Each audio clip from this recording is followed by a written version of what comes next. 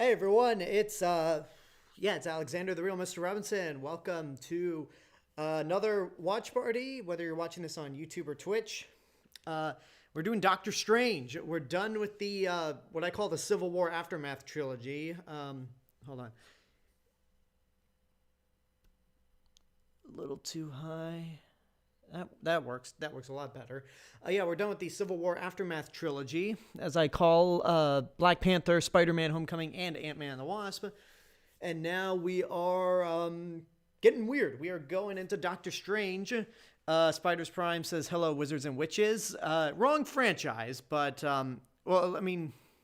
these are more sorcerers than wizards. And we'll be doing Harry Potter within the next couple months. But anyway, I see there are people watching live. Say something randomly, because the YouTube chat seems to be working fine, but the multi-stream chat on Streamlabs doesn't appear to be showing anything. So I want to make sure that's working properly. If it's not, then I'm probably going to have to watch you guys. Just rely on the YouTube chat. Hello, Sorcerer, says William Clark. Okay, that works. Hopefully the Twitch, if people are watching on Twitch, it'll work on their end as well. Before we get into it, I want to say, if you're watching this on YouTube, that you do not follow me on Twitch. That is twitch.tv/RealMrRobinson. I stream every Sunday, Tuesday, Thursday, and Saturday.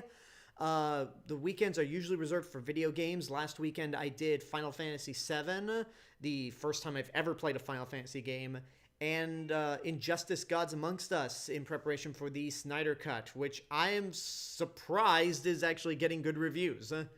That's honestly something I did not anticipate happening, to be honest. But I'm not here to talk about the Snyder Cut.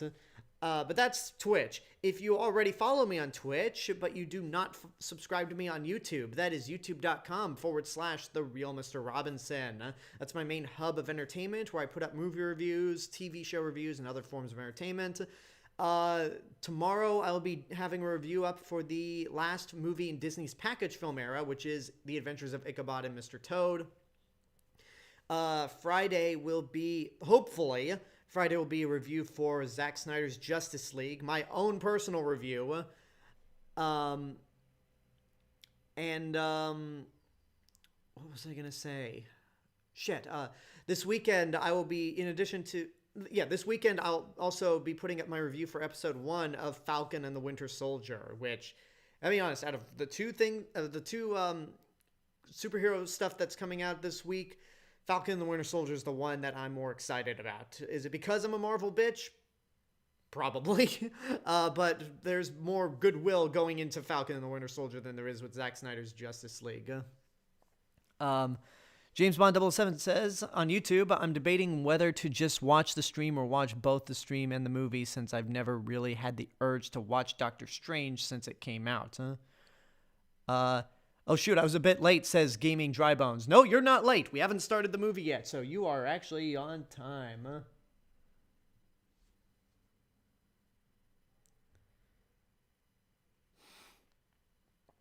I'm doing good, says Daquan Tate. And last thing I should mention is, if you like what I'm doing financially, you want to help, if you like what I'm doing with YouTube or Twitch, god damn it, get your words straight, Alexander, and you want to help support the channel financially, whether that's YouTube or Twitch, but mainly YouTube, you can go to patreon.com/TheRealMrRobinson. If you pledge to the $3 tier or above, you get access to exclusive episode reviews. I'm still working on the WandaVision episodes. Once I'm done with Zack Snyder's Justice League, I should be more cleared up to finish those reviews. But my individual reviews for episodes 1 and 2 of WandaVision are on Patreon. I've recorded 3 and 4. I just need to edit them and post them. But if you cannot help support financially, that's totally fine. Just subscribing to me on YouTube or following me on Twitch is good enough. And I think with that being said, let's jump into it. Nick Sheets on Twitch just joined us. Hello there. Welcome. Have I played Red Dead Redemption? Yes, I have. I have not finished Red Dead Redemption 2, but I've played the first Red Dead Redemption at least 3 times. I absolutely adore that game. With that being said, let's jump into Doctor Strange. This is a movie that I actually liked quite a bit. I actually was kind of meh on it when it first came out. I mean, not meh. I liked it, but I wasn't in love with it. And then I just, I really got into it a lot more the second time around, especially after Infinity War. Anyway, we're going to start. I'm going to push the play button right about now. Oh, shit. Hold on, folks. Hold on. I did not hit the counter correctly, but thank God it was only a few seconds. Let's try that one more time, everyone. Sorry about that. The Snyder Cut right now has either like a 77%, like it's higher than that. And his fans still think that's too low. DC fans will never be happy with Rotten Tomatoes. Like I just saw a post on Twitter. I just saw something on Twitter before I know we're starting a Doctor Strange soon, but I just had to share this. I saw something on Twitter. It's like Rotten Tomatoes hypocrisy on good DC movies. Zack Snyder's Justice League, which most people still haven't seen. So despite the early good word of mouth, there's no way. Man of Steel, which I don't think is good at all. Batman Begins, which is a good movie. People love Batman Begins. It's like for me, the DC fandom versus Rotten Tomatoes. It's like screw Rotten Tomatoes unless it agrees with my point of view. Like screw all of you. Whatever. We're starting Doctor Strange. Enough ranting about the Snyder Cut.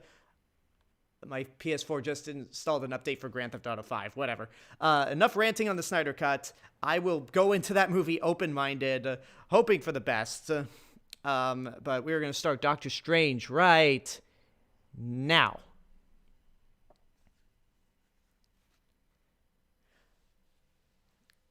Oh, no, James Bond 007, the post that came up, it's like comparing...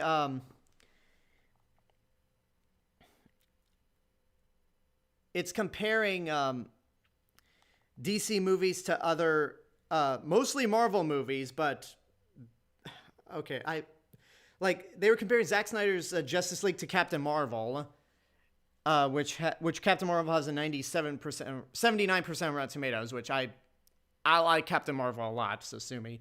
They're comparing Man of Steel to Ant-Man and the Wasp, which that Ant-Man and the Wasp has 87%, which I prefer. I prefer Ant-Man and the Wasp, to be honest. And then they compare Batman Begins to Cuties, a movie that is completely different than Batman Begins. So that just goes to show you how petty these Snyder Cut fans are. Imagine if, Hello Abomination 2008. Imagine if Snyder made a cut of the Avengers. Oh, please God, no. Batman Begins is the only Nolan Batman movie I've seen. Oh, you should... The Dark Knight. You have not seen The Dark Knight? Come on. But The Dark Knight Rises is pretty bad. Got a lot of people showing up on this stream.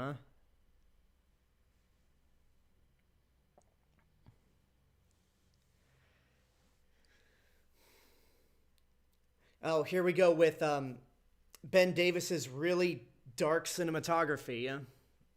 Which in any other instance I'd be fine with, but because I have a light shining on me just so I'm not in the dark for you guys, it's too hard to see anything, especially since daylight savings happened. It's not going to be nighttime by the time we get through with this movie, or maybe it will be night by the time we finish at least. Razorbike, you need to see The Dark Knight. Like, make that a top priority soon.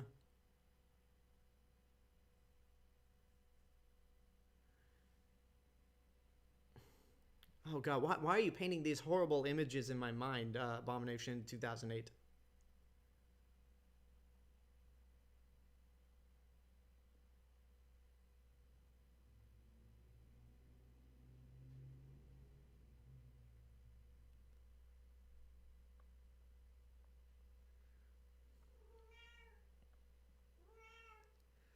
I got a noisy cat. I just fed you.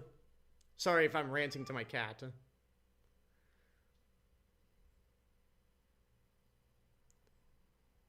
mirror dimension.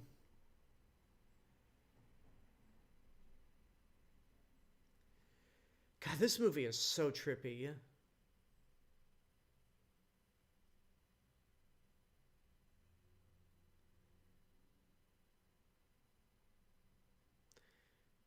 Like I get the Jungle Book winning best visual effects at the Oscars the year this came out. And rightfully so, the Jungle Book looks incredible, but I just feel like there's so much more creativity and imagination put into the effects and so much detail to make all this happen. Like it's nuts.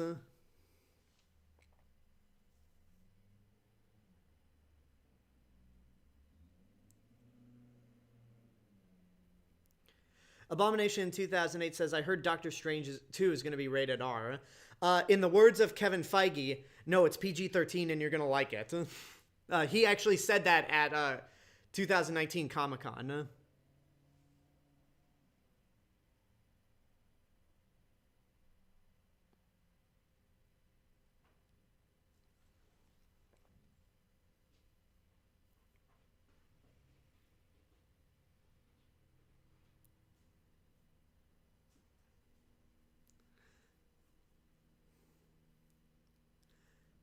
I should probably maybe I mentioned this on the other times I've talked about Doctor Strange, but this is directed by Scott Derrickson, who did Sinister and the remake of The Day the Earth Stood Still.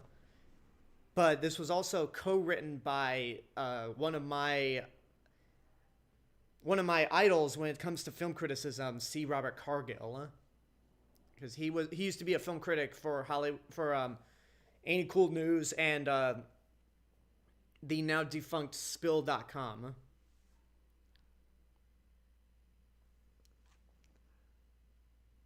Oh, don't worry. Abomination 2008. Kevin Feige has said that Deadpool 3 will be rated R, so don't worry about that.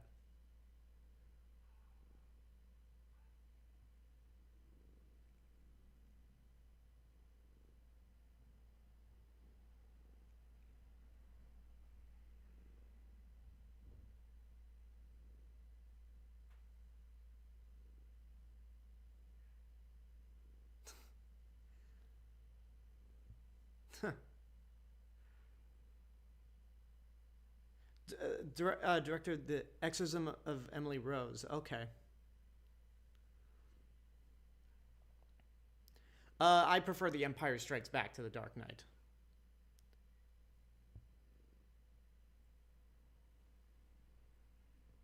A lot of people have criticized Rachel McAdams in this movie for being kind of useless, and I'll admit Christine doesn't really do a whole lot, if anything. So hopefully she'll do more in. Oh, you stupid cat! All right, guys, hold on. I'll be right back.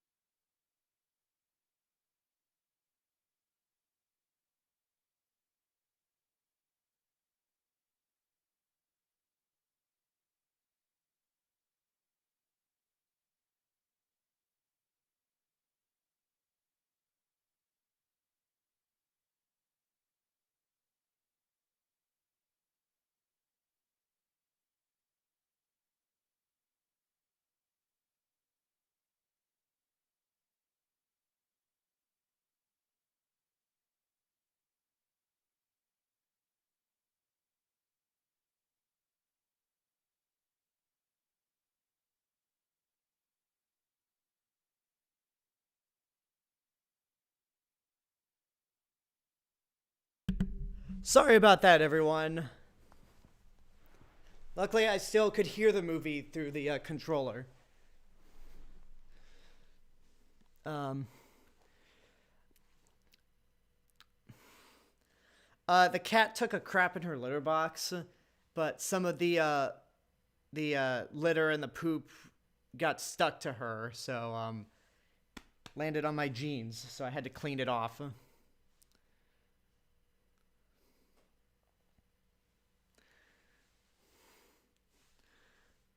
Um, so it's nothing serious. As I was saying, with Christine, I hope she does more in Multiverse of Madness. But I do like how she's not simply the love interest.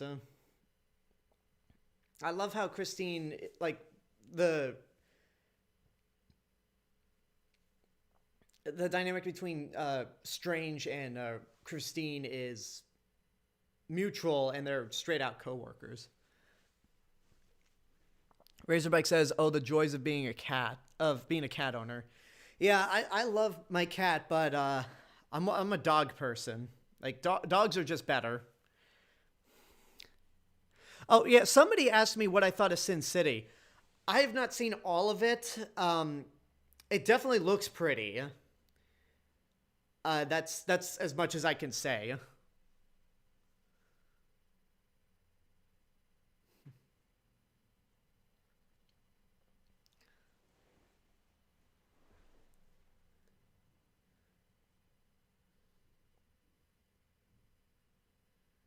One of the things that really kind of put me off of this movie, again, I didn't dislike it when I saw it, it just wasn't in love with it, um, was that I didn't think Benedict Cumberbatch really.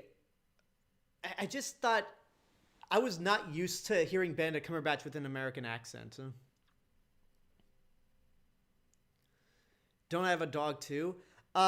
Technically, if you follow me on Instagram, the dog you've been seeing is technically my mom's dog, and he's currently out of town with her. That's all. That's all I will say. The cat is mine, but the dog is my mom's. Uh, isn't that the actress from The Notebook? Says James Bond 007 on YouTube. Yes, but Rachel McAdams has also been in Sherlock Holmes. She's in Mean Girls, and she was one of my favorite underrated gems from the last decade, Game Night, with Jason Bateman and Kyle Chandler. If you guys haven't seen Game Night, you definitely need to.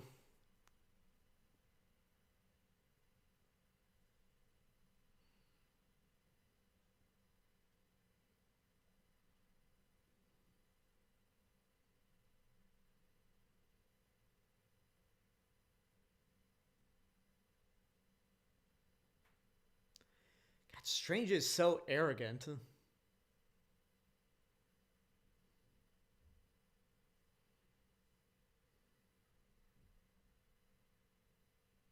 Eyes on the road, Strange. Eyes on the road.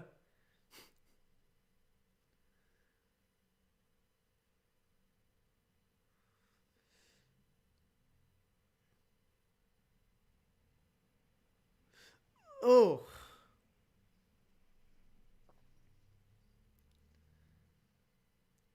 Have I seen Hello Friday the 13th on YouTube? Have I seen Batman Dying is Easy?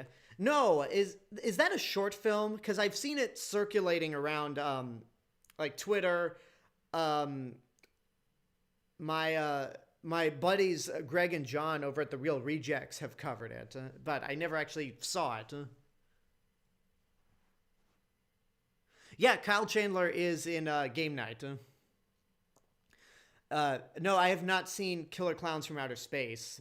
That was actually um, 2 years ago, 2019. That was actually going to be a movie I wanted to review um, for um, for my Halloween series reviews, but I just never got around to it. So I haven't seen Game Night, but I have been on the Halloween Horror Nights maze during the last Halloween Horror Nights that happened.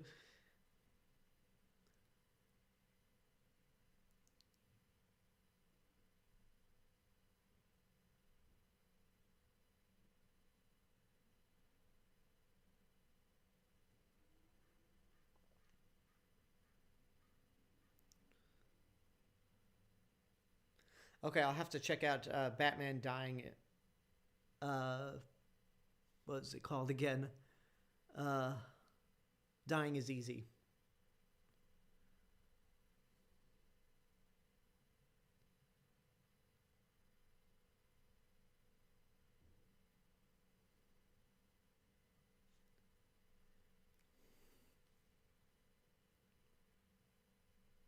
I am a little disappointed that Michael Giacchino's not scoring the sequel. Instead, it's Danny Elfman, who I think will do a good job. And also, there's a little part of me that was really disappointed that Scott Derrickson decided to leave Doctor Strange 2 because of creative differences. But Sam Raimi is more than a worthy choice to take on Doctor Strange 2.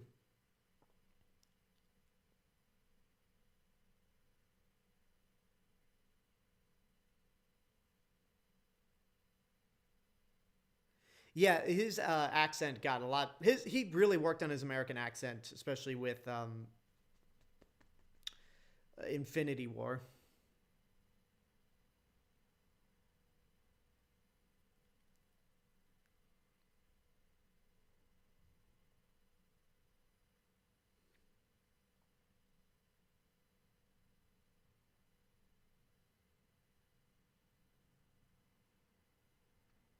Ugh, I can't stand surgery. Like just the thought of I used to watch back in the 2000s when I was a teenager. I used to watch the Dudesons, which is pretty much the Finnish Jackass, and I honestly prefer the Dudesons over Jackass.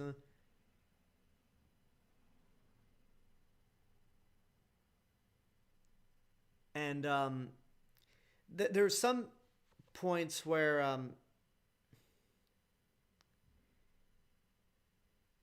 there are points where they show like one of the Dudesons, HP, getting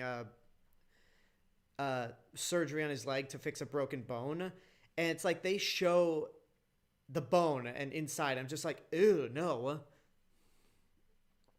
Imagine 18th century surgery. Oh God, I cannot. Um, why are you hated by two people on Twitter? Gzilla100.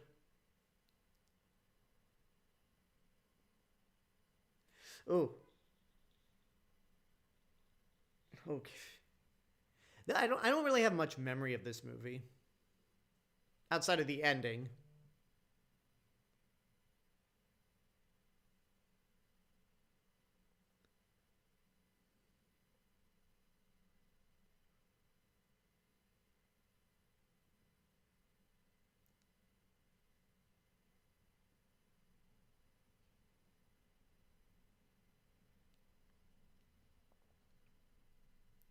You know, it is interesting. When this movie came out, people did think, so this is just Tony Stark, but with magic, right? Because Strange is kind of starts out as very arrogant the way Tony Stark does. So you think meeting each other in Infinity War is going to be they're just going to be the same character, and I really like how they aren't the same character.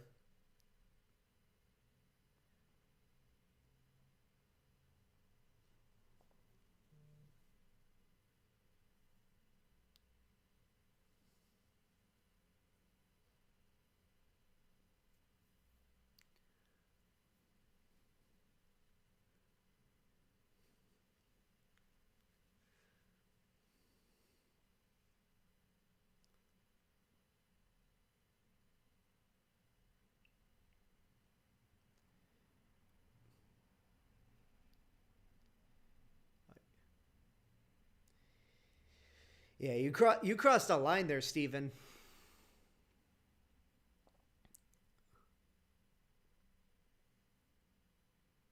Hello there, Turner Jenkins.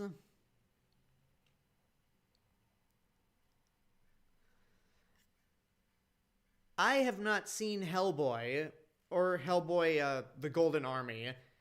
I saw the 2019 Hellboy, which I thought was atrocious, but I think that's a thing that people I feel like people who have seen it would be better at answering that question than I would.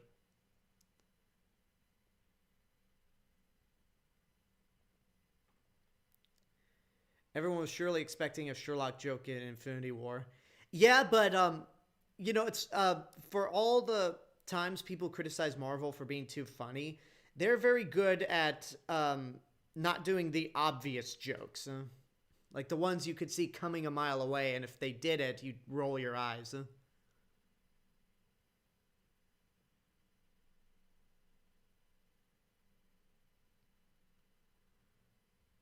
Gizel100 says, well, some guy I know on there was upset that Twitch did something. Not sure what. So I said that Twitch is a douchebag, and he must have taken it the wrong way, and his girlfriend found out. So yeah, that sounds like a personal thing. I don't know if I want to get involved with.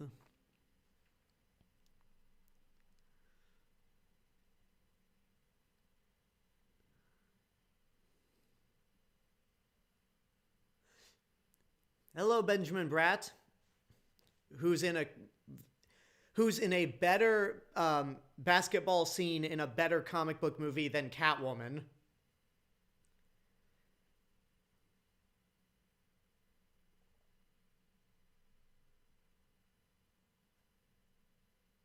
I still can't believe I actually watched Catwoman for the first time last year. And then this year I have to watch Howard the Duck for the first time. Ugh. Why do I do these things for you guys? Well, actually, I sort of do these things for myself also.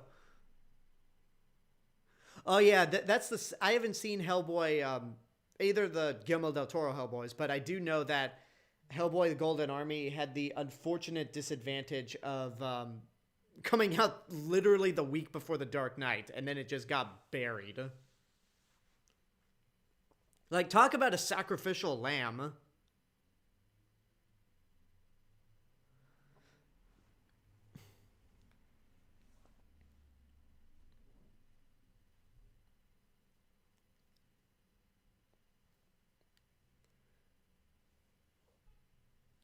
Toxic Avenger. I have not seen that.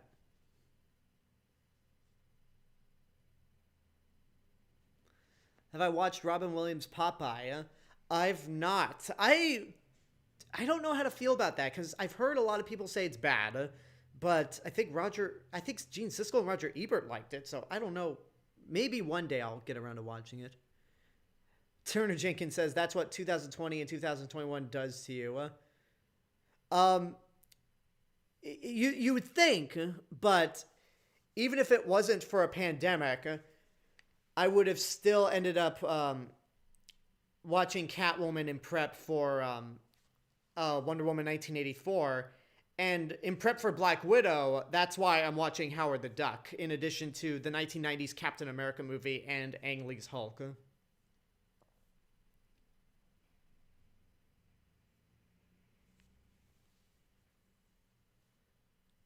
To Nepal. Yep. Is it? Maybe I'm ignorant, but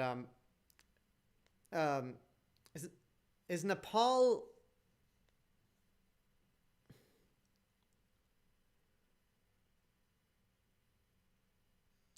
Okay, Nepal is a country, so it's not Tibet.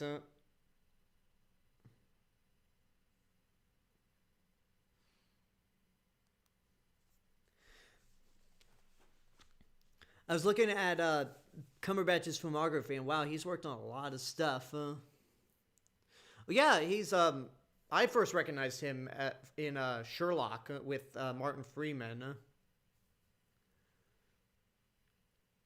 Yeah, Sherlock. He was Khan in Star Trek Into Darkness, which, despite how that movie plays out, I think he did as best a job as he could have.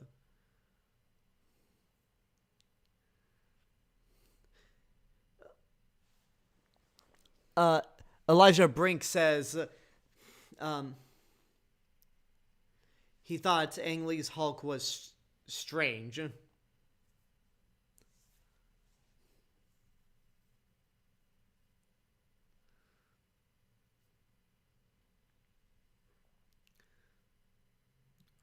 This is Mordo, right?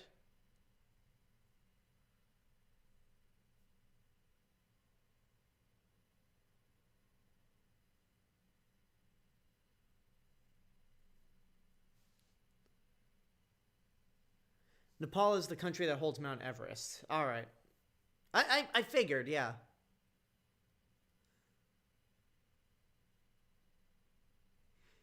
Okay, so how many of you out there, before they announced Chadwick Boseman as King T'Challa, how many of you thought or were hoping that it was going to be Chiwetel Ejiofor?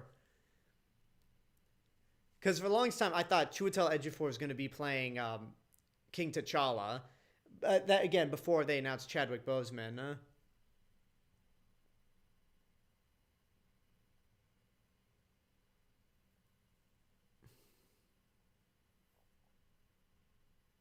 Wait, who's Mordo?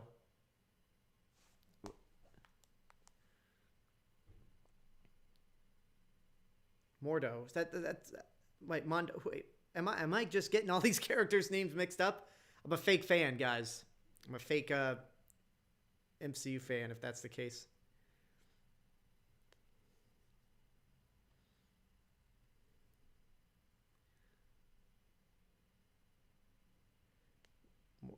Um,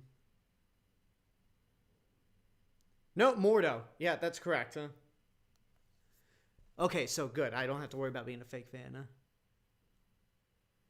Yeti, Giant of the 20th Century. I've not.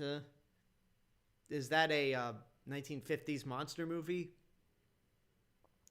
I have watched Avatar: the Last Airbender, the show, and I've also watched The Last Airbender. The show's excellent. The movie is, oh, good lord.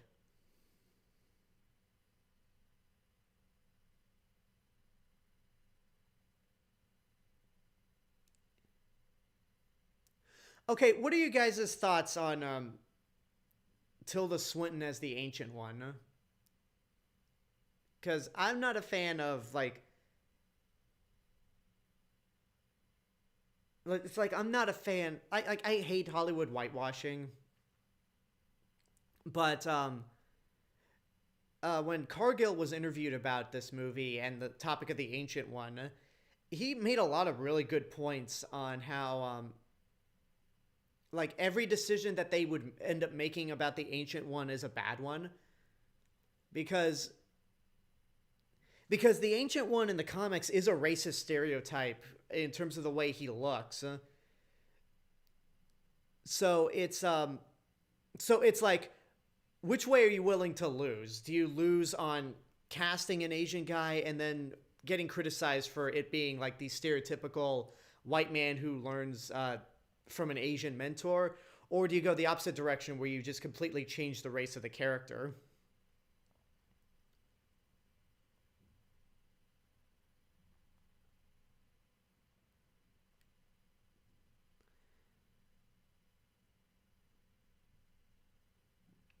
But yeah, I mean, again, I feel like whatever decision they made with the Ancient One was a lose-lose situation, but Tilda Swinton does a damn good job at it. And plus, Mordo in the comics was white, so so yeah, Chiwetel Ejiofor was, never mind.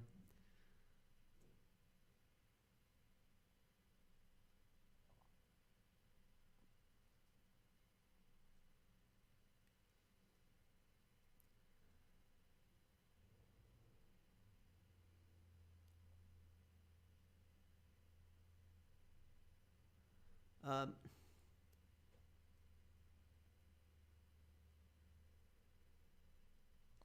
the Ancient One is basically Yoda, except he didn't have to deal with an angsty teen, rather a middle-aged doctor. Yeah.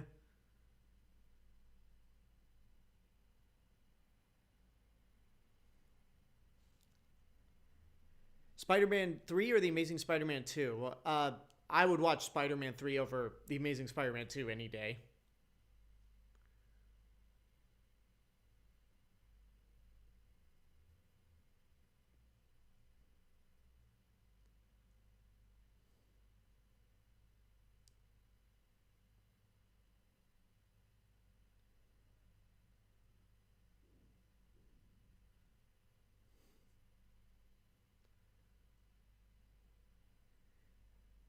Boom!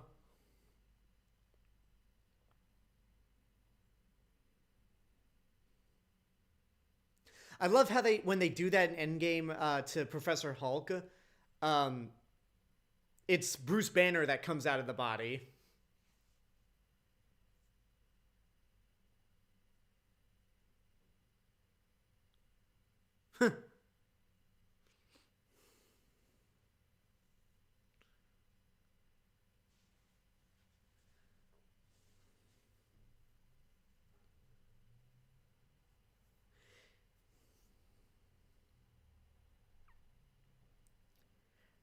Now let's get weird.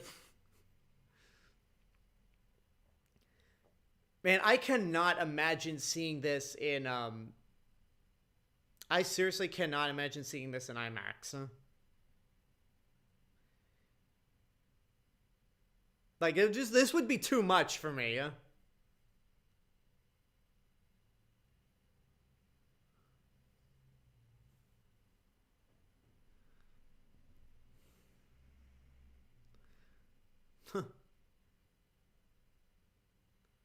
Let's keep going.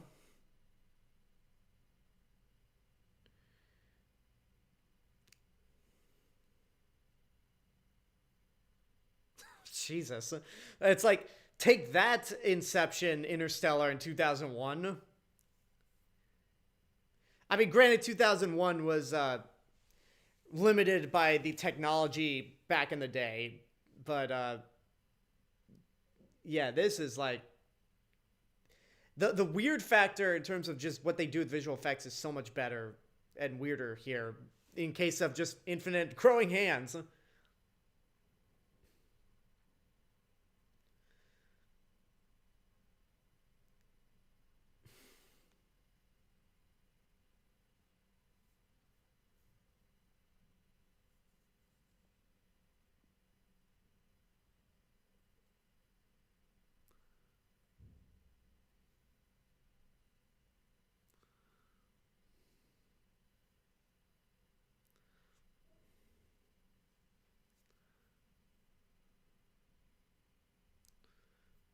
There he is. Jesus.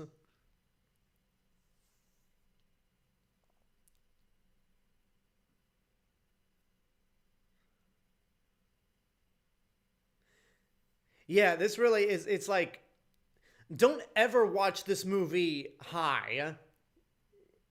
Like this is the kind of movie where uh, it has sequences that would make you want to call your dealer and go, "Hey, lose my number."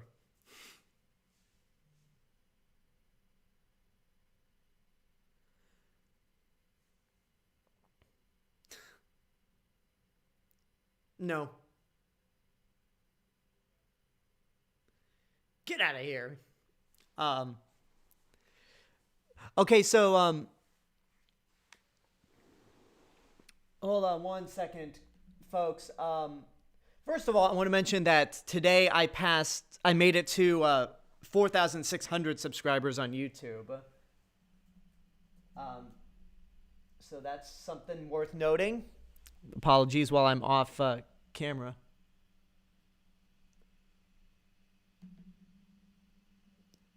He is dedicated.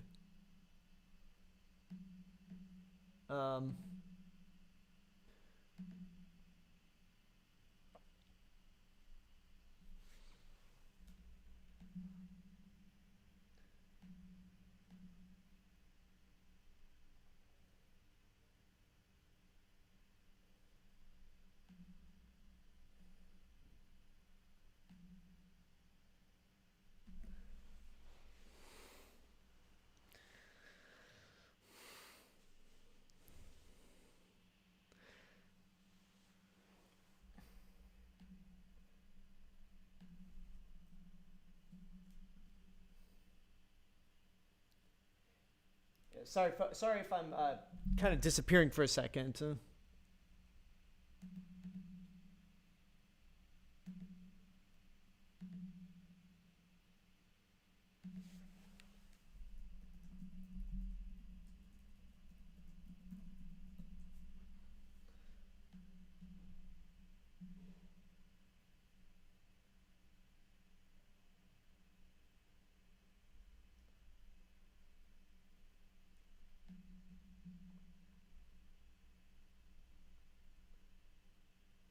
Okay, anyway, I'll just get back to this.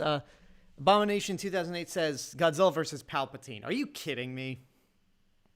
You can be a Sith Lord all you want, but you're going. Uh,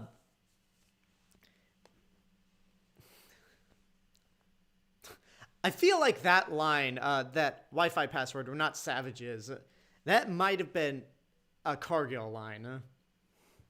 That's just me, though. By the way, like, Godzilla versus Palpatine is going to go the same way as Bambi meets Godzilla. You could be a Sith Lord all you want, but you get stepped on by a giant dinosaur, you're dead. Who'd win, Captain America or Batman? I'm going to go Captain America.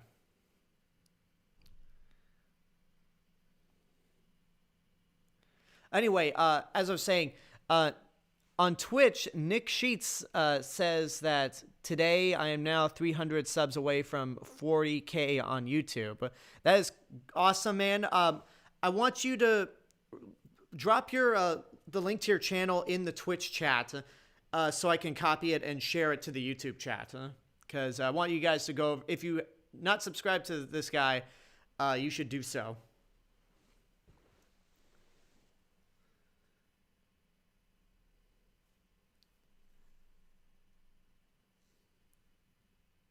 Also, this movie was made around the time when the Marvel Creative Committee was starting to break up, because there were a lot of Marvel higher ups that had some insight on how the movies were made, and they had this thing where they didn't think the audience could accept magic or more fantastical elements, so they kind of had to. They had to work these things around to where it was treated more like a science. And the first Thor is definite proof of that. But once the creative committee kind of broke up and Kevin Feige started... Kevin Feige had more creative control. That's why we got more movies in 1 year. And again, during production of Doctor Strange, you could tell that it's like... There's a point where they try to explain a workaround to magic or time travel, and then after a certain point, they're just like, yeah, we're just going to refer to it all as magic and time travel.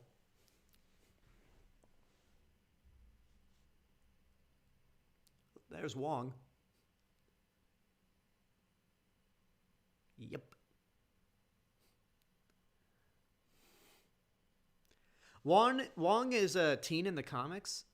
Huh, between Wong and Bucky, they really like to make some of their teen characters a little older.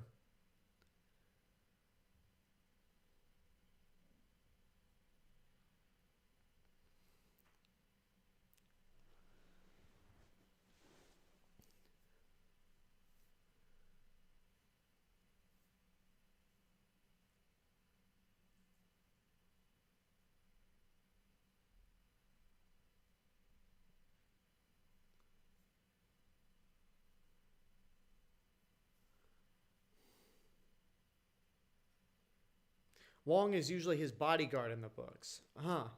Okay, so... Yeah, I guess in place of the Ancient One,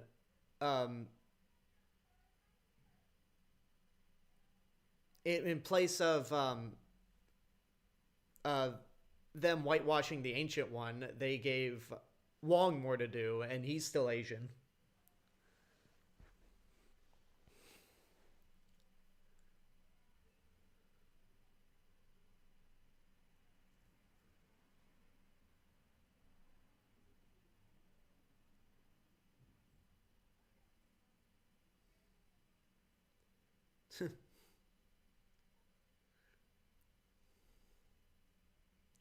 Now, Benedict Wong is supposed to be in Multiverse of Madness, right?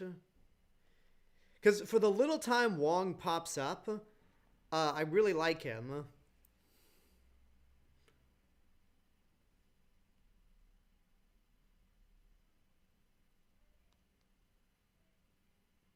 He's part British also? Wow, okay. I didn't know Benedict Wong was a British Chinese actor. Yep, he's in Multiverse of Madness.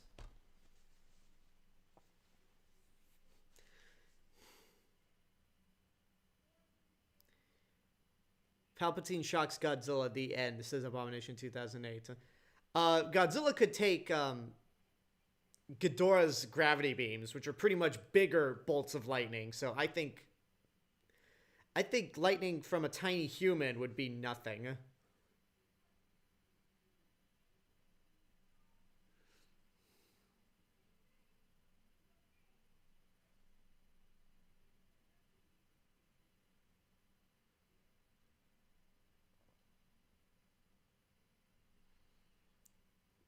Dude.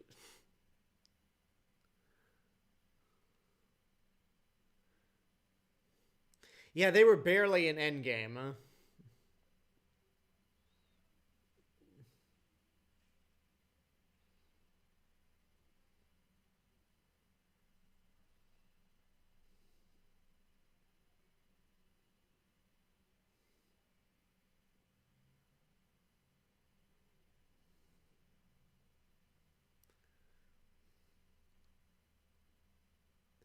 Yeah, there just needs to be another Godzilla fighting game. Let's do our evil cult thing in a church. Yeah.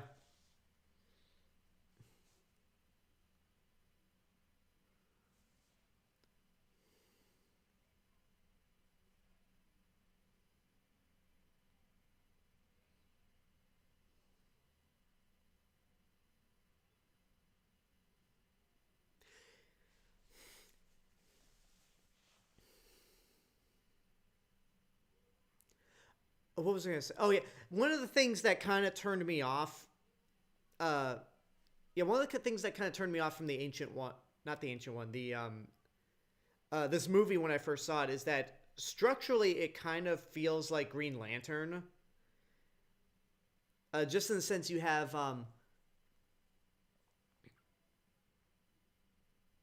the main character who's new to this certain element, and then you have a friend of his who helps teach him, but then ends up becoming evil, like Sinestro and Green Lantern.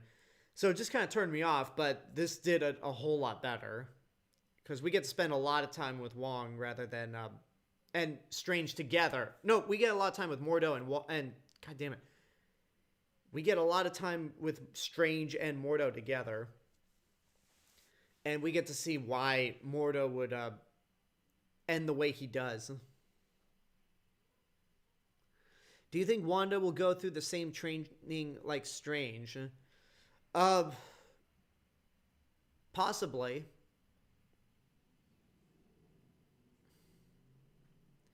I mean, now that spoilers for WandaVision, um, since Wanda has more embraced her witch side to be the Scarlet Witch, which is the first time that that name has been used in the MCU. Um, I feel like being with uh, Stephen Strange will definitely result in a lot.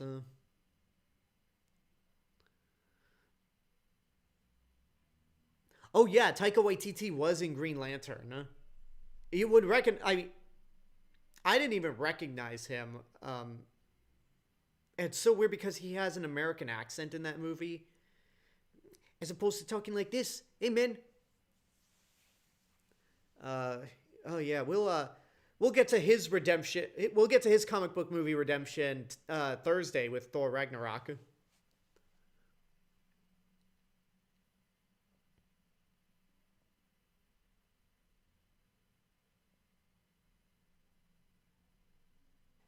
Anytime now.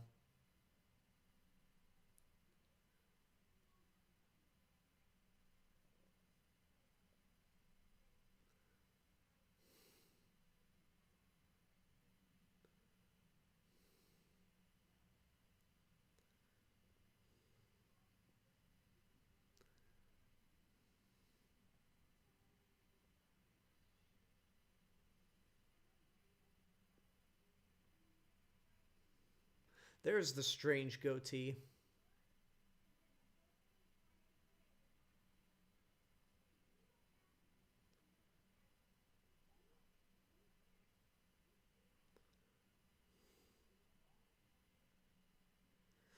I have not watched Legend of Korra.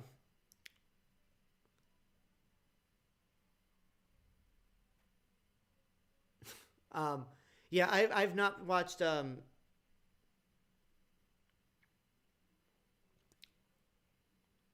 have not watched. I have not watched Legend of Korra. I want to though, but I've heard it's not as good as Avatar. Favorite YouTuber. I may have talked about this before. I plan to do a bigger. I actually been looking through videos or kind of going through all my favorite YouTubers and want to make a list, top 10 list of my favorite non-movie YouTubers and movie themed YouTubers. But I'll list some. I'll tell you one YouTuber that I really started to.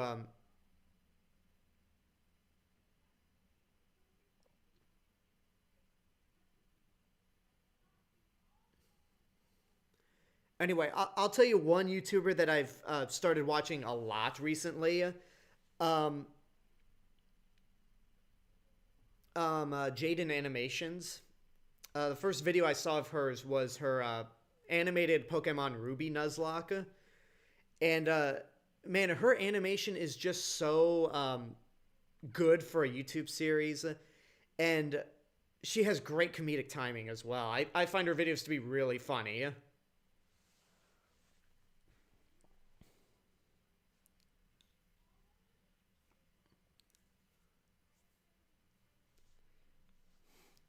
Yeah. The only good thing to come out of Green Lantern was that Ryan Reynolds and Blake Lively met on set of that movie. Got married, and they've been married ever since. That's the only good thing to come out of that movie.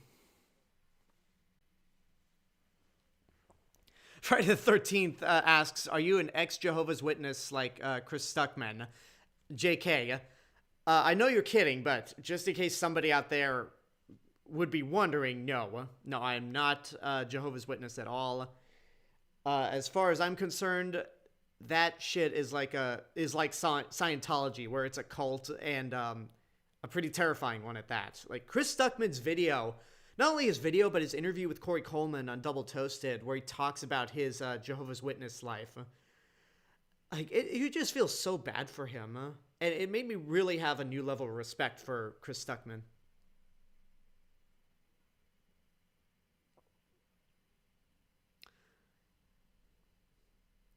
Yeah, James Rolfe is another good one, but I actually prefer his movie reviews to the Angry Video Game Nerd.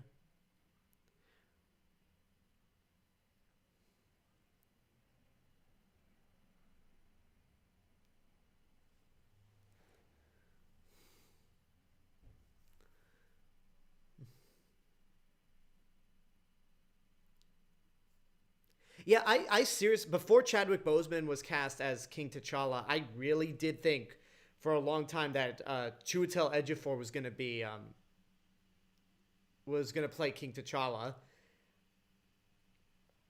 And I was actually a production assistant. Like the year we got the year the entire Phase 3 slate was announced, I actually got hired as a production assistant for a movie that actually starred Chiwetel Ejiofor, Secret in Their Eyes. It was a remake of I want to say it's a Brazilian movie that won the Oscar for Best Foreign Film. Um, but then to hear that Chiwetel Ejiofor was cast in Doctor Strange, I'm like, oh, he's in the MCU anyway. Nice. No, I cannot stand early nostalgia. Like it's weird because nowadays I cannot stand the Nostalgia Critic or Doug Walker in general, just because of kind of how incompetent and just incompetent in how much of a dick he is involving the Channel Awesome controversies.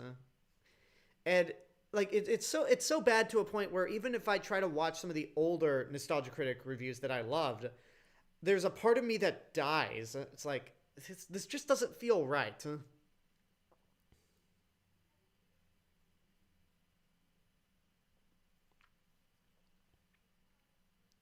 Oh yeah, James Bond 007. Corey Coleman, um, he's a really great guy. Huh? Like I've hung out with him a couple times. Um,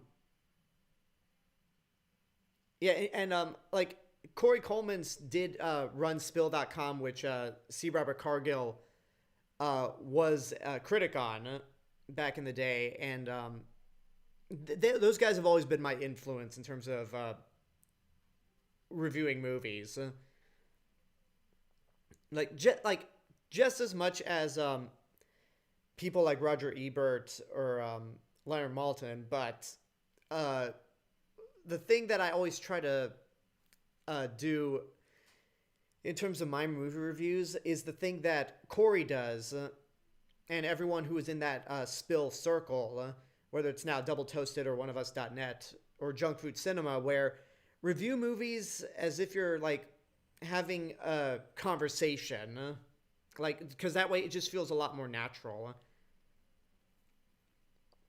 And my rating system is actually based off Double Toasted's rating system.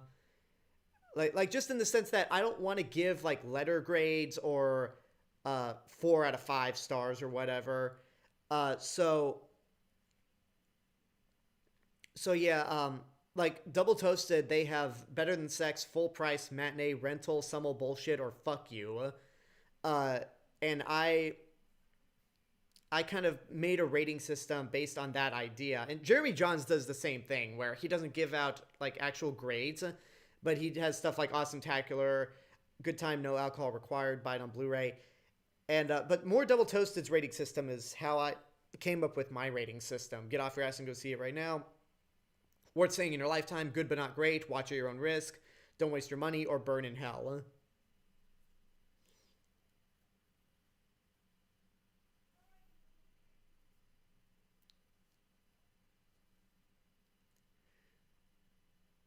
Did you watch the Elvis, the Alien, or the Quentin reviews? No, I don't know what those are actually.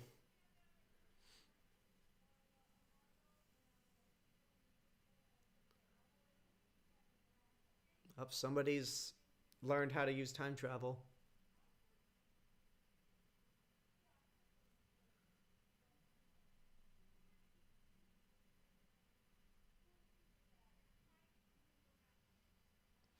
Busted.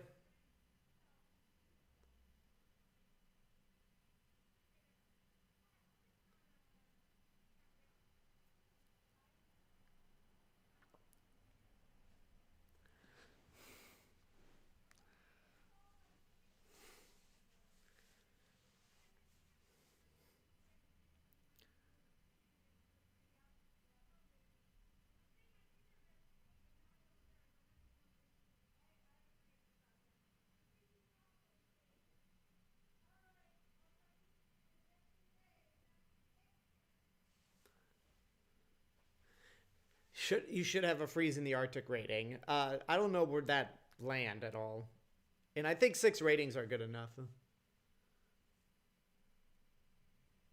Oh, those are YouTube channels. Okay, I thought they were movies for a second.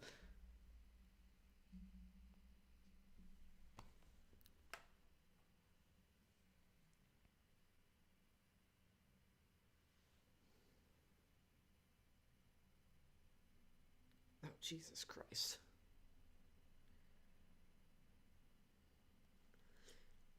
See, it's that line right there. While the Avengers protect the world from physical dangers, which is why I usually like to put Doctor Strange before Civil War, because in my mind that line implies that the Avengers are still together, and then the very next movie they break up.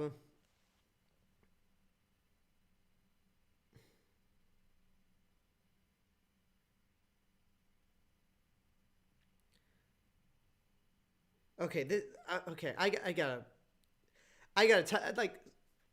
Sorry, there's a tweet that just went out from the official Zack Snyder's Justice League Twitter account where I'm just like, come on. Um, it's a letter from Star Labs that says, "To whom it may concern, please excuse insert name here from work, school, general activities, no matter how big or small, on Thursday, March 18th, 2021, as he, she, they has a sizable obligation to watch Zack Snyder's Justice League several times.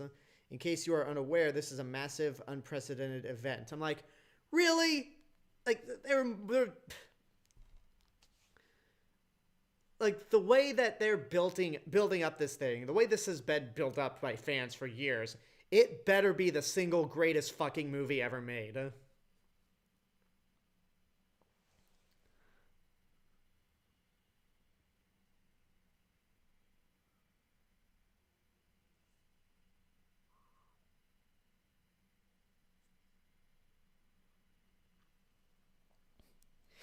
Yeah, I don't really yeah, I mean, it's like with their reviews for the two Godzilla movies, I get the problems that they have with it. Oh shit.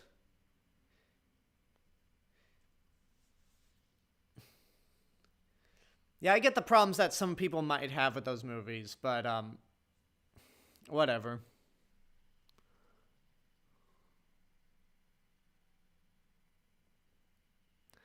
See, I don't I like to I really do prefer talking about movies that I love, and I don't really like to give out that rating most of the time, but um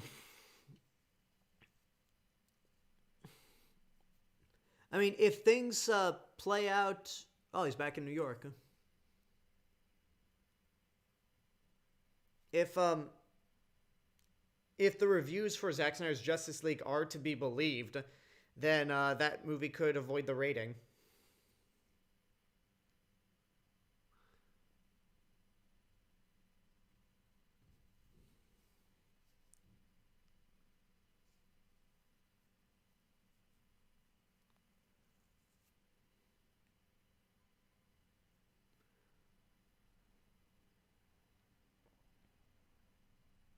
Yeah.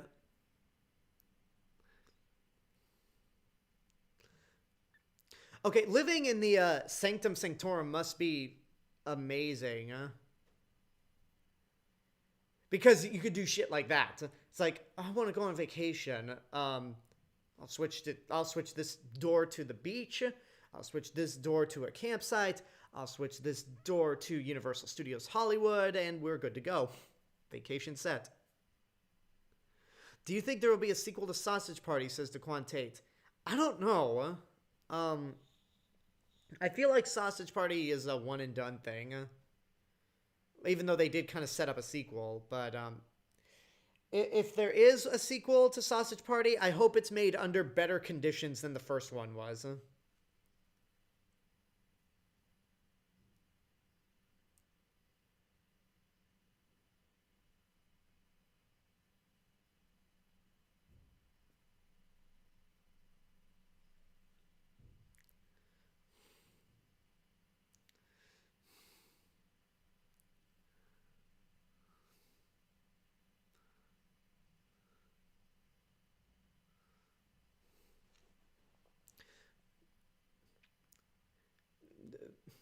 That didn't last long.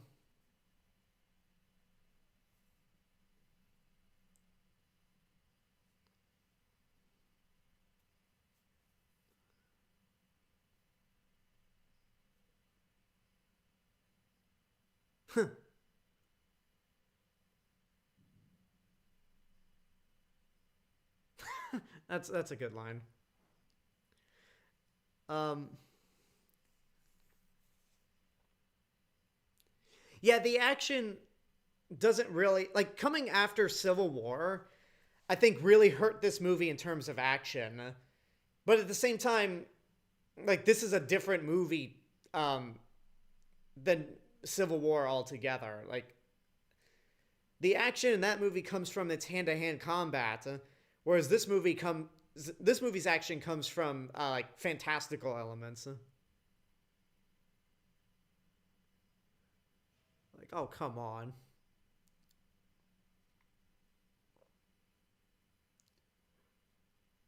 Oh poo.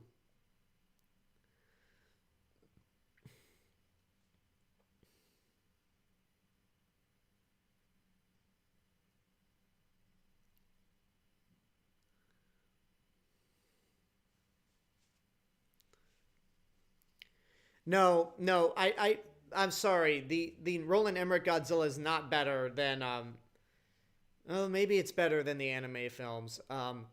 It's not better than All Monsters Attack or Space Godzilla. All right, uh, you have a good night, Gzilla 100, and good luck at school. Kick out into the desert.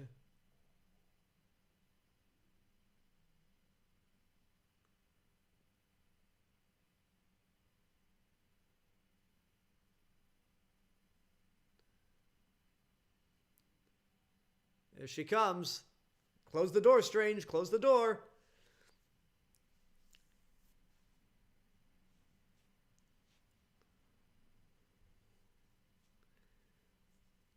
Yeah, kick him out into the Grand Canyon.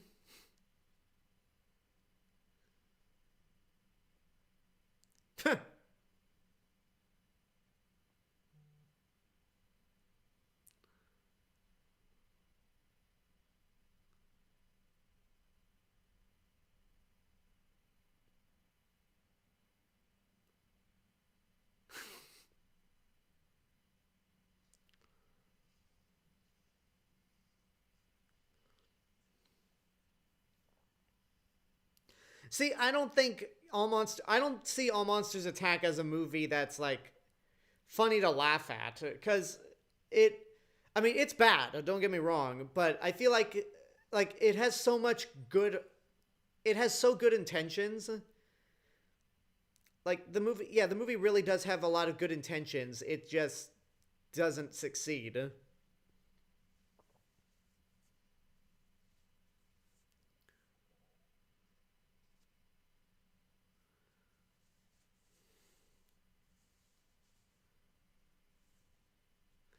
He's got the cloak.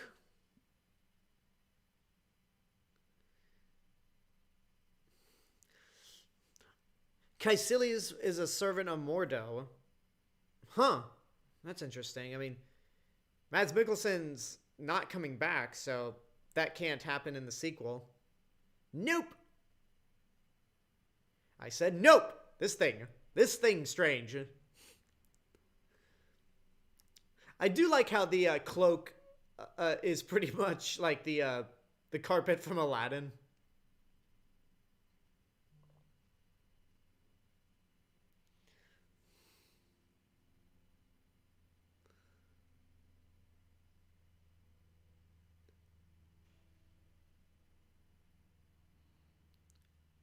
Boy, that's got to be uncomfortable.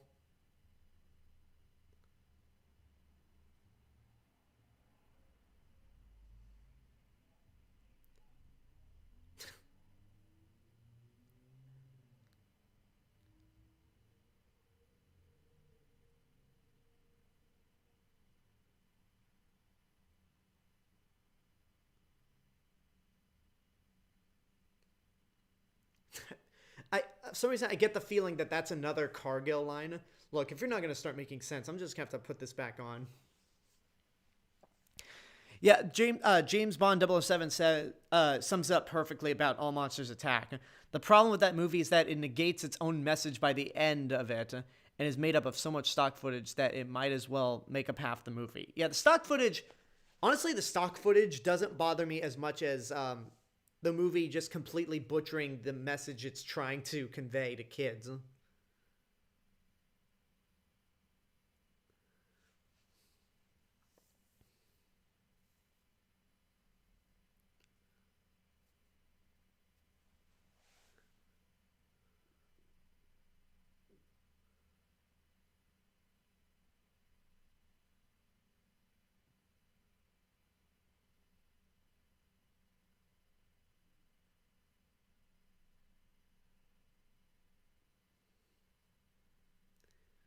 Mads Mikkelsen had a good year in 2016 with Doctor Strange and Rogue One.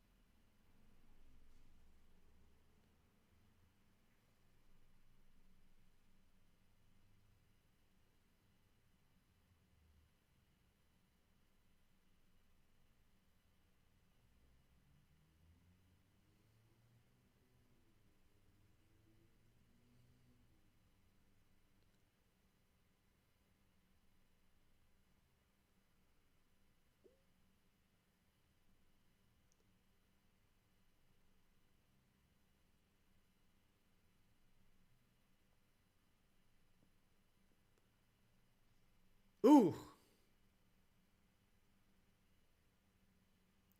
Um. Yeah, I gotta say one thing.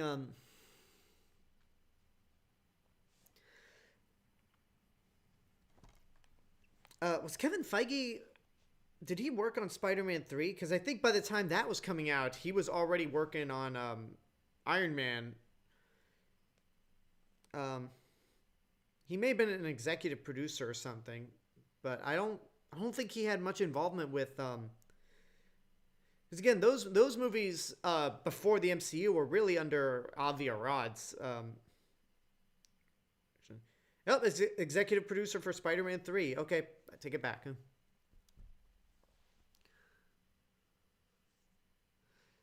Um, yeah, with Kaisilis, I remember the first time watching this movie, him being such a bland villain. But then really paying attention to this movie and just listening to the dialogue. Um, I like how he's pretty much he's what Strange would become if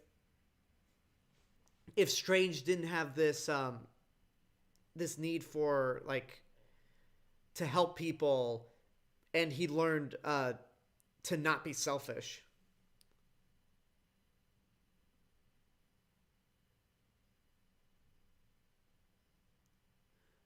All right, Turner Jenkins, you have a good night. Hopefully, see you at the Thor Ragnarok watch party, which will be Thursday.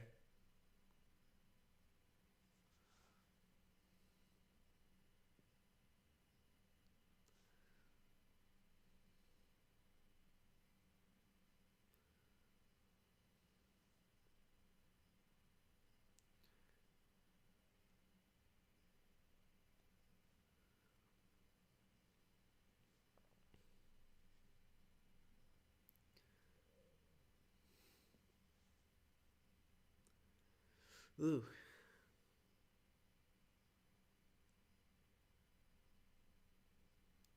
I also don't like needles. I mean, I'll get a flu shot, and I'm waiting for when I can actually get my COVID vaccine. But and I guess I don't have a problem with needles as much as I have a problem with needles that size.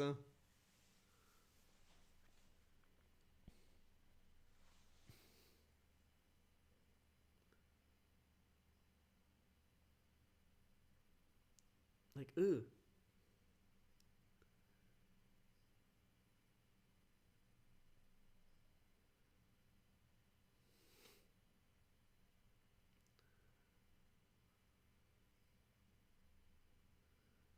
I am actually really glad that Rachel McAdams is coming back, because I did because like originally when they announced it at Comic Con, they didn't announce. They said that she wasn't coming back, but I guess something changed. And again, I hope they do more with Christine than this movie. Oh, another thing. I'd imagine Cargill was really happy to that she was in this movie as well because uh, back before he officially started his career as a novelist and a screenwriter, he would jokingly refer to Ray. Ooh, he would jokingly refer to Rachel McAdams as the future Mrs. Cargill, to which uh, to which his actual wife would say, "There ain't never gonna be a future Mrs. Cargill."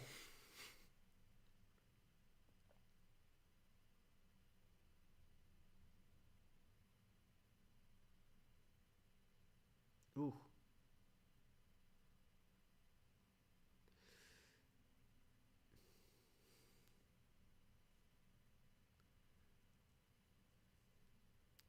Yeah, I still think Caecilius is not a weak villain, but he's definitely not one of the stronger MCU villains.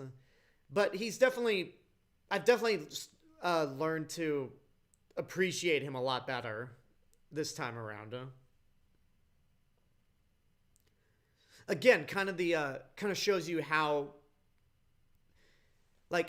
good the movies in Phase One and Two were compared to how great the movies in Phase Three are.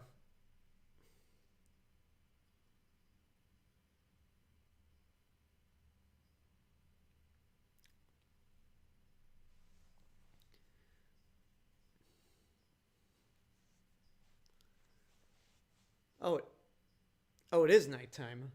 Uh, I guess you guys can still see me, so I don't have to turn on any more lights.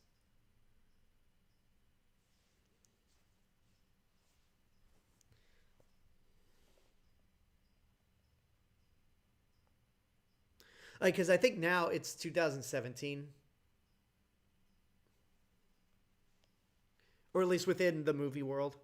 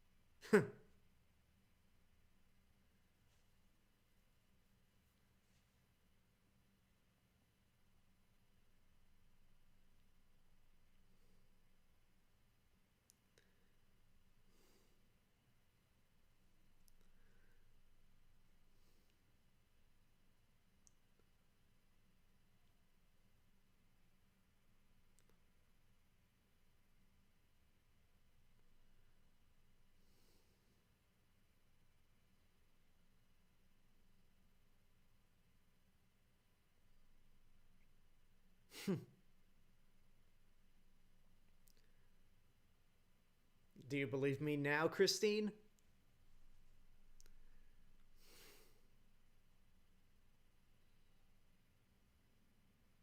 I'll see you soon.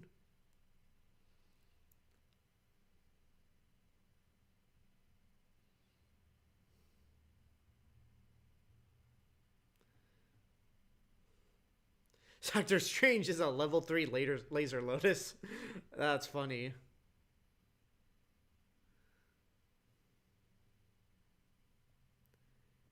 I mean, it's the same composer, James Bond 007, Michael Giacchino.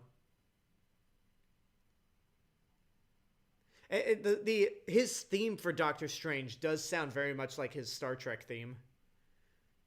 Yeah. Well, Caecilius is gone.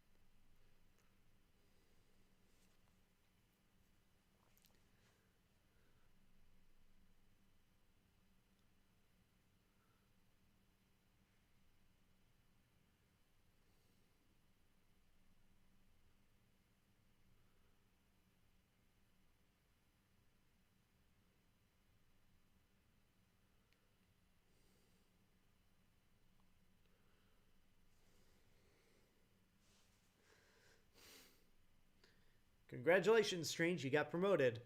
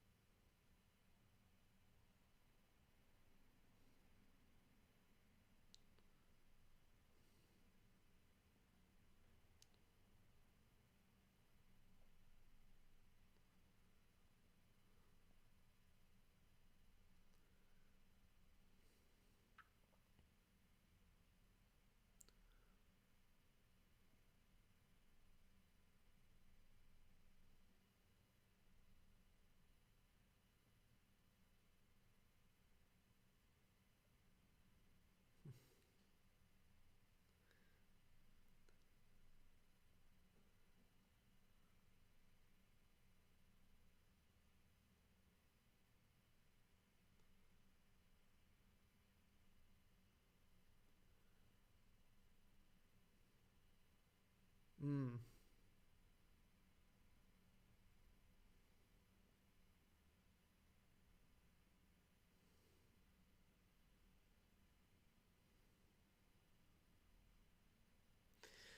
Oh, Mordo. Just wait for it.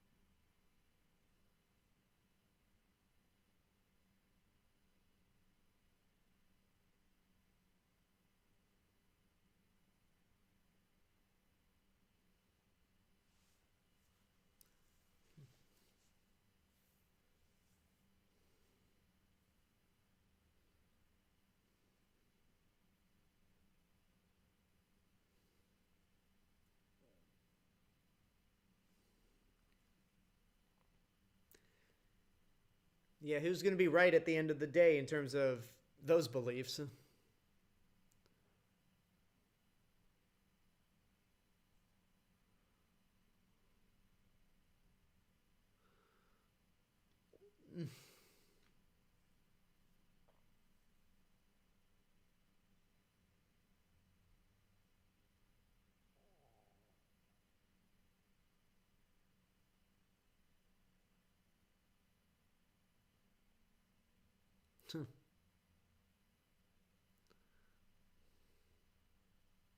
Yeah, I didn't think that one through, huh, Steve?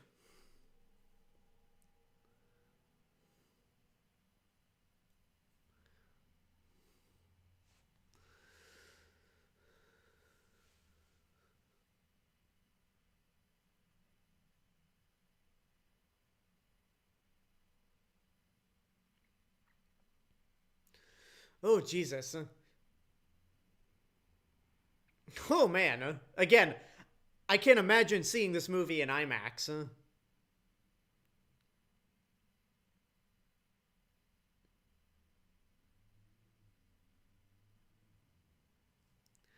Well, at least everyone in the real world is safe. How does I would like to know, since people in the real world can still see them, what are the reactions? Oh no, wait, no, they can't see them. I'm sorry. Or I actually don't know if they can see them. Or maybe it's New York City. I assume by this point, um, in the MCU, people are just like, oh, we're just used to it's another Tuesday in New York.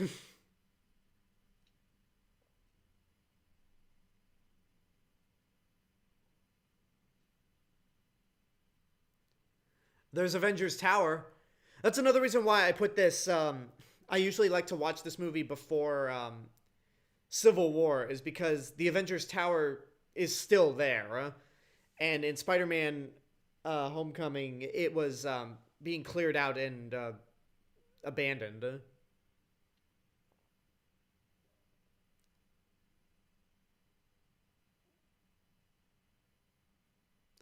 Whoa. Oh. You know, if there was a giant like IMAX MCU marathon, I really wouldn't mind. Well, I wouldn't mind doing it probably, but I also wouldn't mind. If only to watch one movie, I wouldn't mind watching Doctor Strange in IMAX. Because oh boy, this sequence alone is just so. You got to give props to the all the visual effects artists that just made this look as nuts as it did. And really, it does put Inception to shame in terms of like trippy visuals, because really the trippy visuals in Inception only are uh near the beginning of the movie. Everything else is actually quite tame.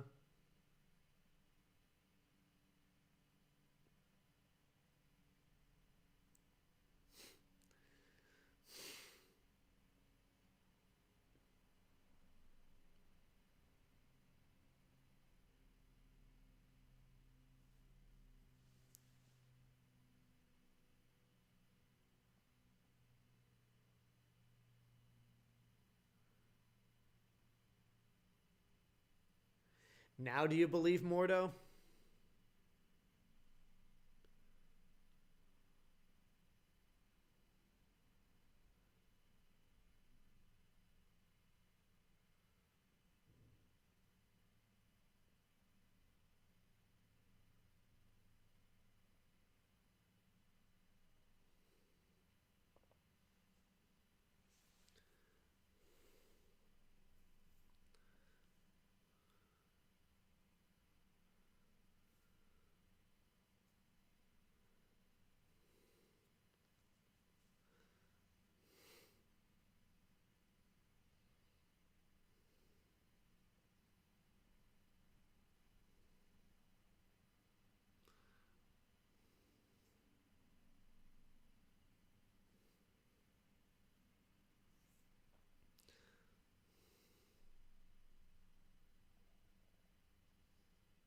Ooh.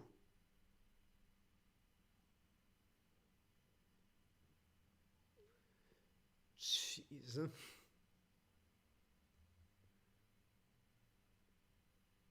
So now they're out of the mirror dimension, I assume.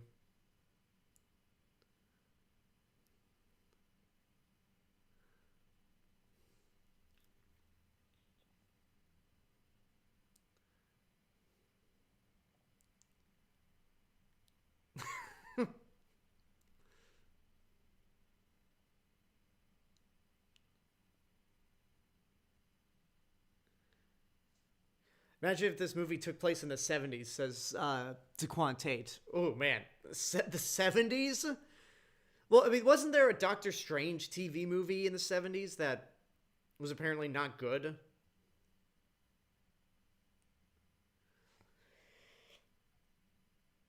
But, I mean, imagine a,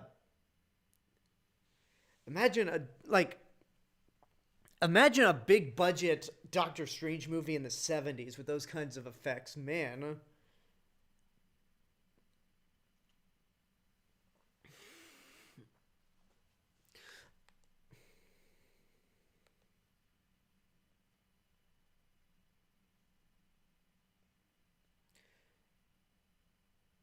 I'm going to pull up some. I'm sorry, I gotta look up Christine's character bio.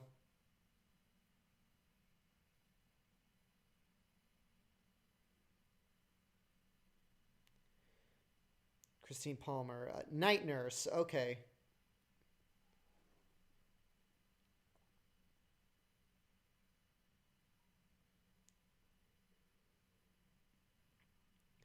Yeah, I wonder if that's where they're gonna take Rachel McAdams um, with Doctor Strange Multiverse of Madness. If they're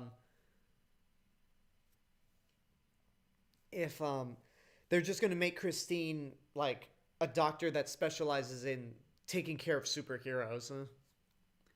So it's like, look, just don't take off your mask. I don't need to know who you are. Well, then again, the MCU doesn't rely on secret identities at all. So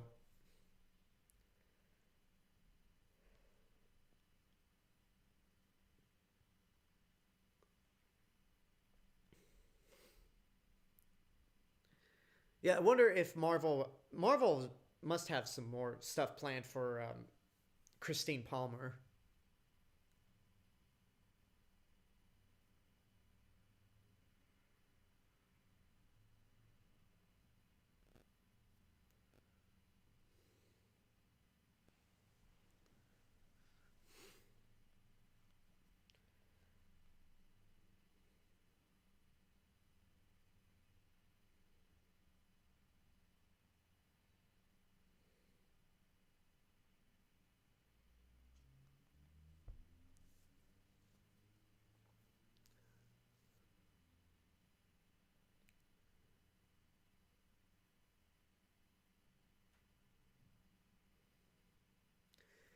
Yeah, we'd seen Strange do this break the rules scenario twice.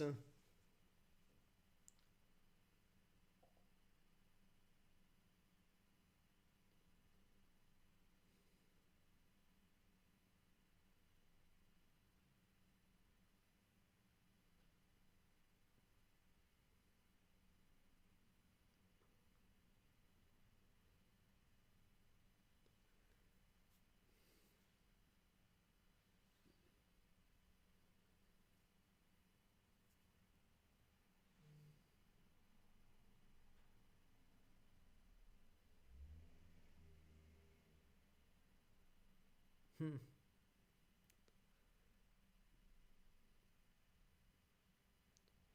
I gotta say, this movie's flying by fast.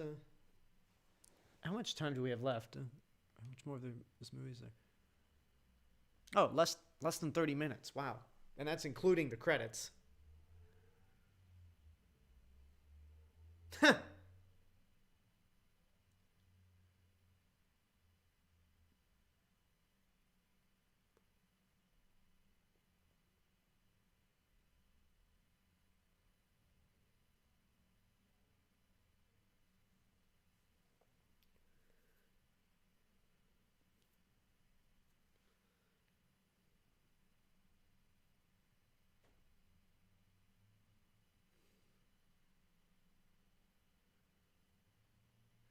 Sometimes the movie does ask, when is it a good thing to bend the rules sometimes?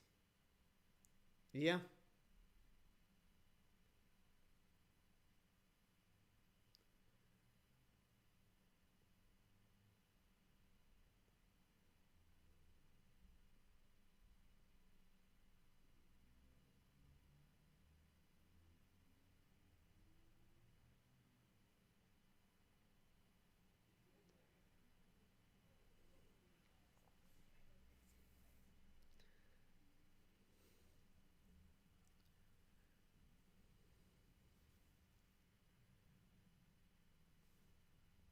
Okay, maybe I take that back in terms of I like how they don't make her the love interest. I mean that I mean then again there's like really no like that moment there's no I love you or no like mouth to mouth kiss, but that's probably the closest we ever get to a romantic scene between Stephen and Christine.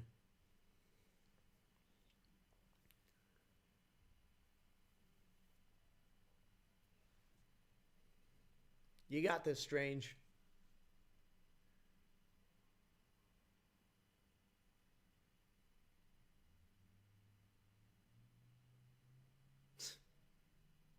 Yeah, straight up is the carpet from Aladdin. Meanwhile, in Hong Kong,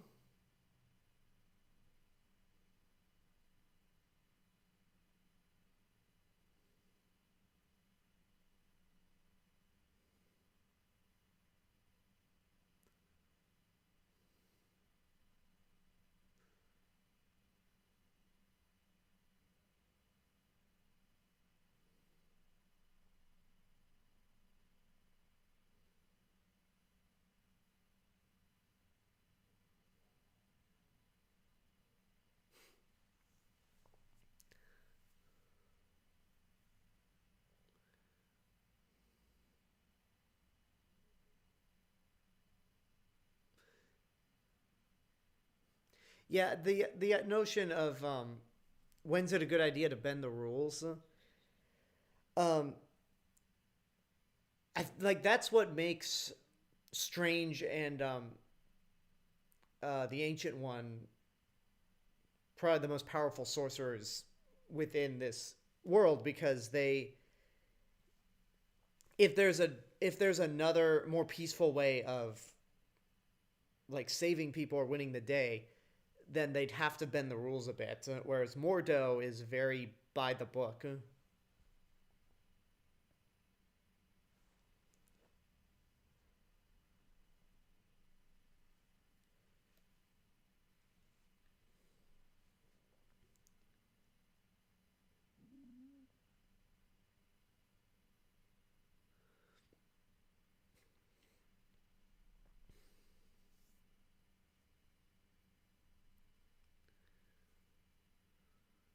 Caecilius. Okay, I keep saying Caecilius.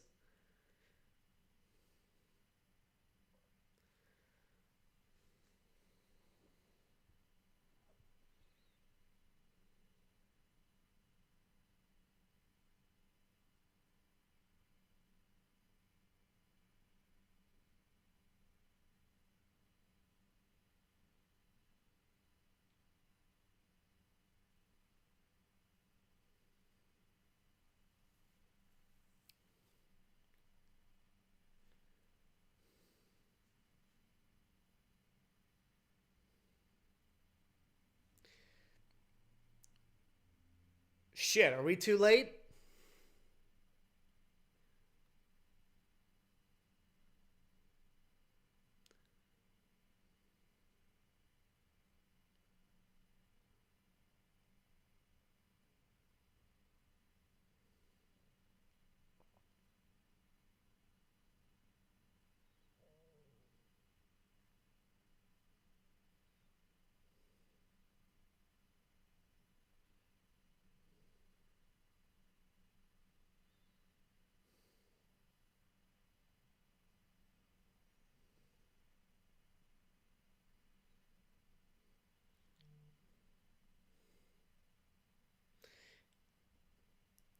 You're gonna reverse time and shit?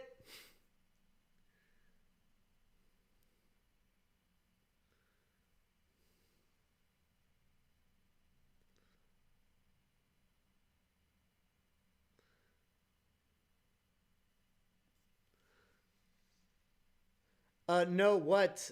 Spider's Prime. Oh, rewind time. Gotcha.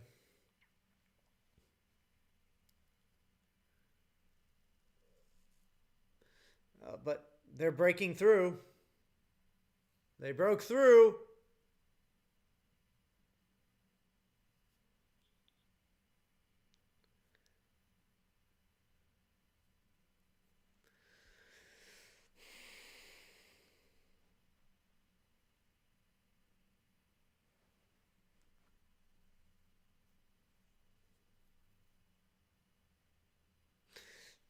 That's pretty, like, this is pretty creative. Like, an action scene with all kinds of destruction, but the destruction is happening in reverse.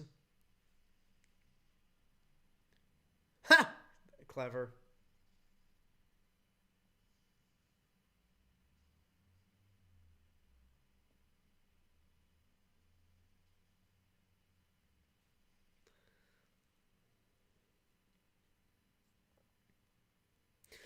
You know, it's funny. Both times Doctor Strange was in a big was in an MCU movie, or at least with a big role, because he was barely in Endgame. Um, both those movies, Doctor Strange and Infinity War, came out the same year as a Fantastic Beasts movie, which people consider the Wizarding World like the big monumental like magic or fantasy series in movies. And Doctor Strange ended up being better. Doctor Strange and Infinity War ended up being better than than both Fantastic Beast movies.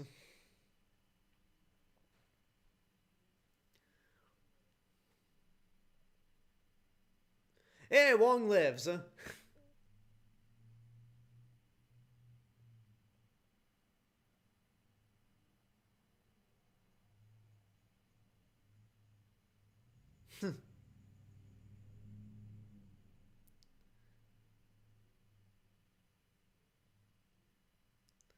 Oh, he's loose again.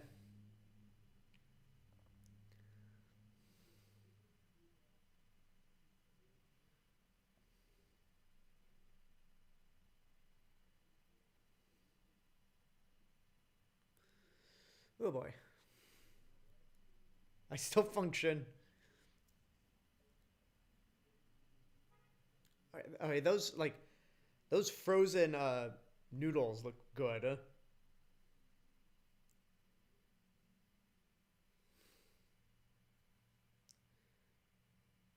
At least I know what I'm having for dinner after I get off.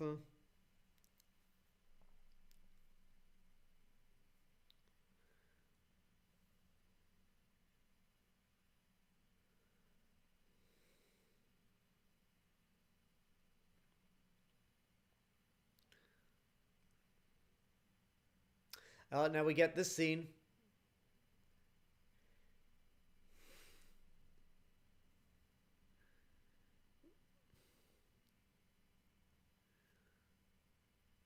You know, I will say, I'm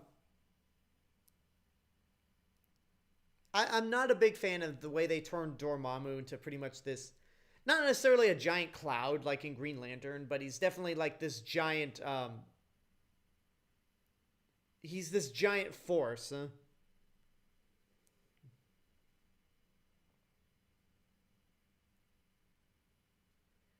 This is my favorite part of the movie, says Razorbyte. Yeah, I have another story that Cargill mentioned about this ending when on Junk Food Cinema he talked about it.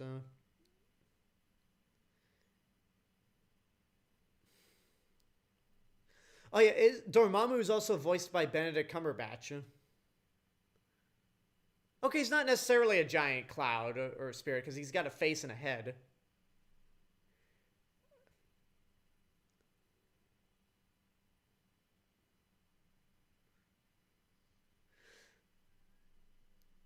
After thinking about it more, Strange will be doing a lot in Phase 4. Yeah, I think Marvel counted on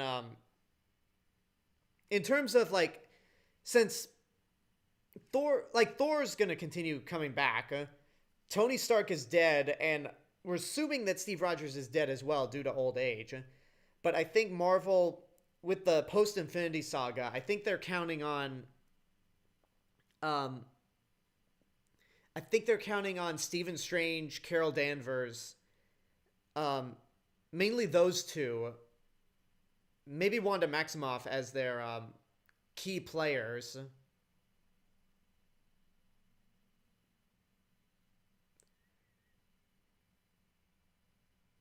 Oh, maybe like I think they're counting on Stephen Strange, Carol Danvers, Wanda Maximoff, and Peter Parker as their new go-to players. Because now since Chadwick Boseman's no longer with us, they can't really rely on T'Challa to be a key player anymore.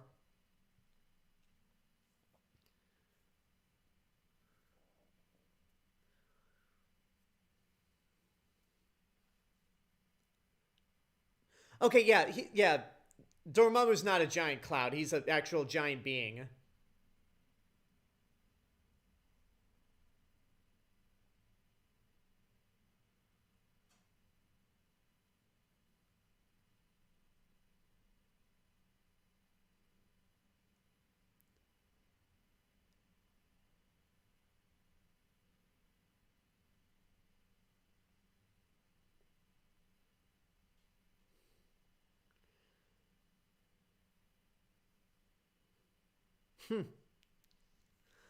All in all, I've enjoyed about as much as the first. I find it to be okay for the most part, with some good parts to it. Says Razorbike on YouTube.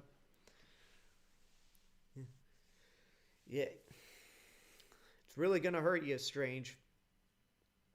So anyway,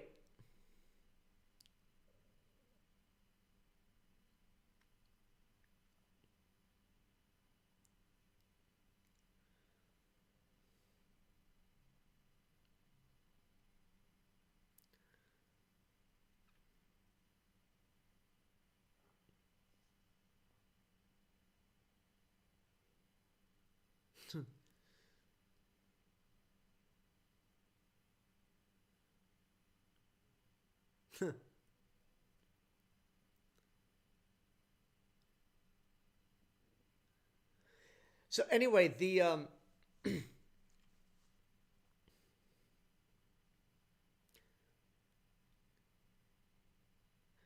anyway, the story that Cargill told on a Junk Food Cinema episode. He and Brian Salisbury were talking about Animal House, and and anyway, Max Landis, who I don't like him. He didn't like Doctor Strange, so um, his thoughts at the ending were, "This is the first time I've seen a movie where the villain is defeated by the hero annoying them." And then Cargill private messaged him on Twitter saying, "Your dad made an entire career out of heroes annoying the villains, and it paid for your college." And Max Landis just replied by saying, "Shut up."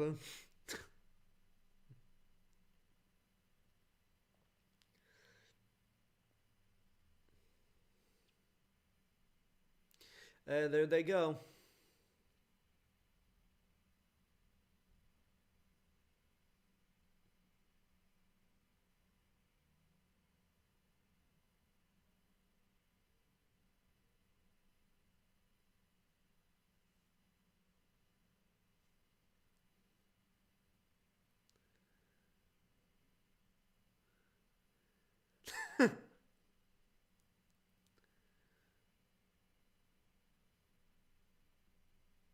Oh, that's a victory, making Wong laugh.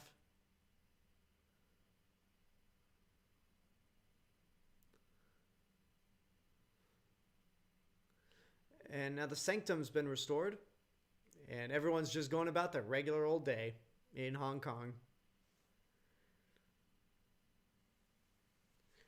What is my favorite episode of South Park?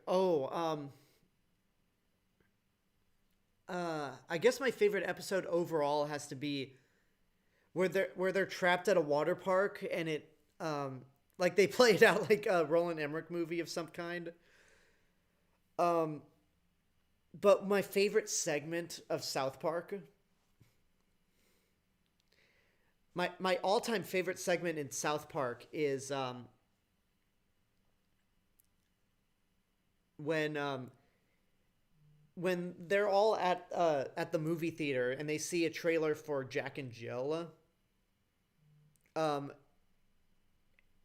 and it's like, at first I thought it was like, wow, these guys made like the perfect parody of what an Adam Sandler trailer would be for one of his movies. And then later on, when you see the trailer, you're like, wait, this is a real movie? What the hell?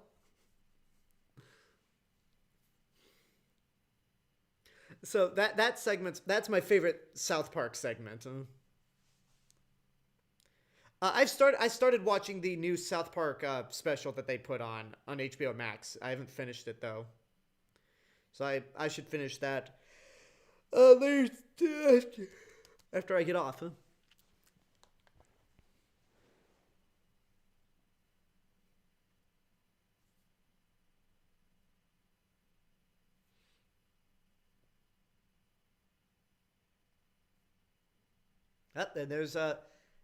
And there's Infinity Stone number 5. Huh? Yeah, it's like as the series has gone on, it's like the Tesseract was Infinity Stone number 1. Number 2 was the Ether from Thor: The Dark World. Number 3 was the Power Stone from Guardians of the Galaxy.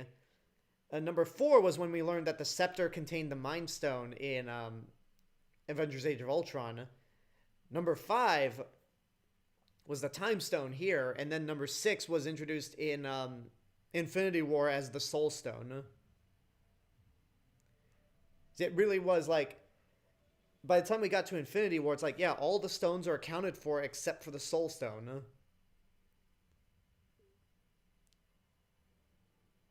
My favorite episode is the one where Kenny gets addicted to getting high on cat piss and then takes him to the world of heavy metal. Wow. Huh? The word multiverse is here. Yep.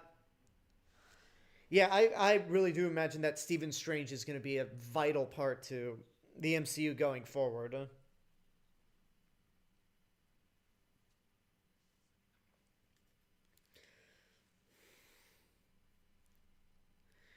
Yeah, that's the movie. Woo, Cargill. Sorry, big fan of him.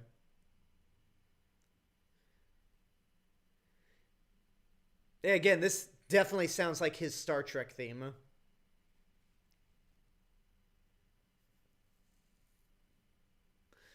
So yeah, that's Doctor Strange. Thank you guys for watching. Um, I still, it's weird. This is one of the MCU movies that I watch the least, but I really like it a lot. Um, and I'm really excited to see what they do with the character going forward. Yeah, Michael Giacchino. Um, there's Sarah Haley Finn, the unsung hero of the MCU, who casts all these people. So yeah, that's Doctor Strange. We're gonna let the credits go by so we get to both stingers, but this Thursday will be Thor Ragnarok, which Fun fact is Quentin Tarantino's favorite MCU movie, because he's actually a big fan of the franchise.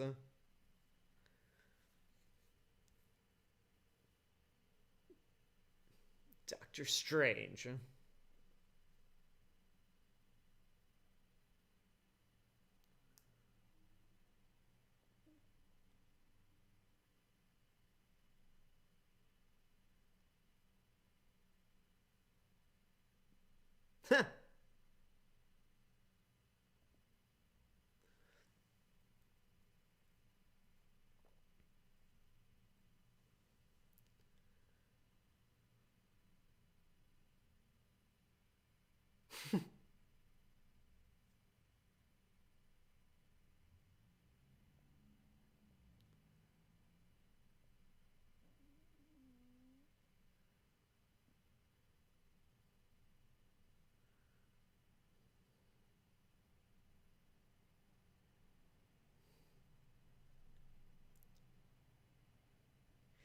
And he only appears in one scene in Thor Ragnarok. Yeah, that was what really one of those other stingers where it's like because because it's a scene from Thor Ragnarok, there's really no purpose in watching it at all. But yeah, yeah, Strange got a lot better. Like I've really started to really love Stephen Strange as a character with every subsequent appearance.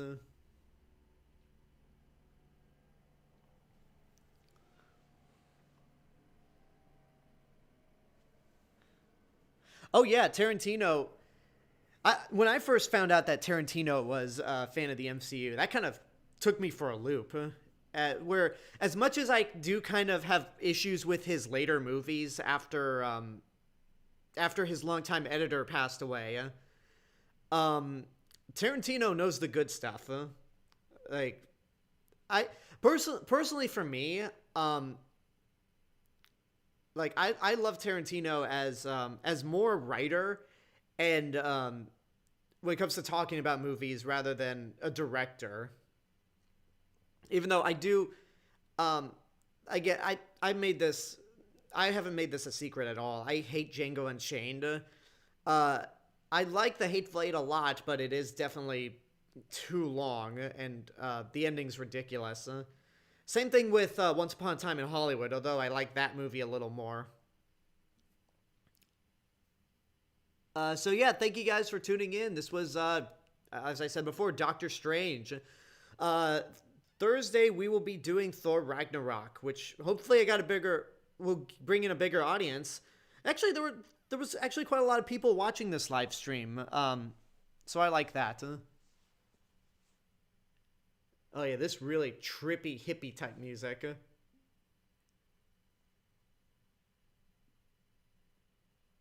Um, if you're watching me on Twitch, but you do not subscribe to me on YouTube, that is youtube.com/the real Mr. Robinson. It's my main hub of entertainment. I mostly review movies. Tomorrow I'll be putting up my review for the last movie in Disney's package film era, The Adventures of Ichabod and Mr. Toad, because every Wednesday throughout this year I'm reviewing all the Disney animated films from Snow White to Wreck-It Ralph, and tomorrow's Ichabod and Mr. Toad. Then Thursday will be my live watch party for Thor Ragnarok, and you can find that on either YouTube or Twitch, depending on where your what your preference is. Um, Friday, I'm hoping uh, a review will come out for Zack Snyder's Justice League on Friday, and I want the movie to be good, and people are like legitimately saying it's good, so um, I still don't want to be excited because I don't want to like get my hopes up and then just be disappointed again. But yeah, hopefully I'll do Thor. Hopefully I'll get a review for Justice League out on Friday, and then sometime this weekend I'll be doing a this weekend I'll be reviewing episode 1 of Falcon and the Winter Soldier. William Clark on YouTube says, I know you're very happy to be finished with that package era. Oh, yes. But I'm also dreading the Bronze Era. Once we get done with Disney's Silver Age, once we get to the Bronze Age, I'm a little nervous. But after the Bronze Age, we get into the Renaissance Age, which is, well, half of it's good. I'll say that. Uh, but that's YouTube. If you subscribe to me on YouTube, but you do not follow me on Twitch, that is twitch.tv/Real Mr. Robinson. I stream every Sunday, Tuesday, Thursday, Saturday. Saturdays are usually reserved for games. This coming Saturday, I'll be doing Batman Arkham Asylum. It's going to be full DC week on Twitch this weekend. Not Arkham Asylum. I'm going to be starting Batman Arkham City this Saturday. And then Sunday, we'll be finishing off the campaign story mode for Injustice Gods Among Us. And then again, with Twitch, and then also, again, Thursday, Thor Ragnarok watch party. But if YouTube's your preference, you could stay on YouTube and watch it. If you like what I'm doing with either channel and you want to help support financially, you could go to patreon.com/TheRealMrRobinson. If you go to the $3 tier, if you go to the $3 tier or above, you get access to exclusive TV episode reviews. My reviews for episodes 1 and 2 of WandaVision are up there. I've recorded the reviews for episodes 3 and 4, and hopefully get around to editing them soon. But if you can't help support financially, that's totally fine. Just subscribing to me on YouTube is good enough. And Twitch. Follow me on Twitch as well. And we're at the end credit stinger.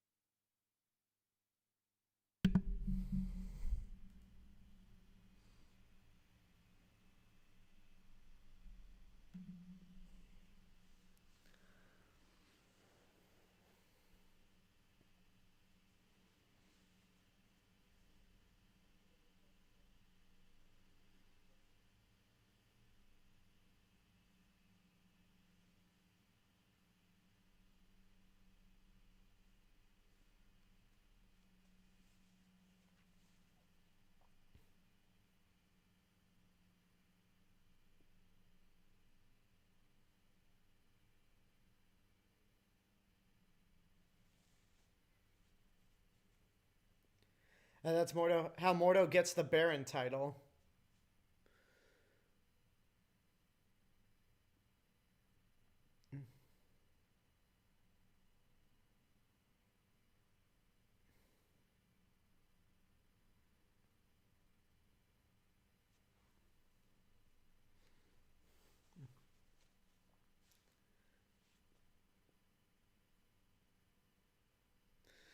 Wanda better watch out. Now that she's officially taken on the Scarlet Witch role, Doctor Strange will return. Next week, Thursday in Thor Ragnarok, but then officially next week in Avengers Infinity War.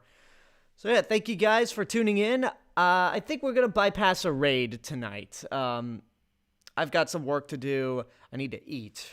So yeah, this has been a lot of fun. Thank you guys again for tuning in.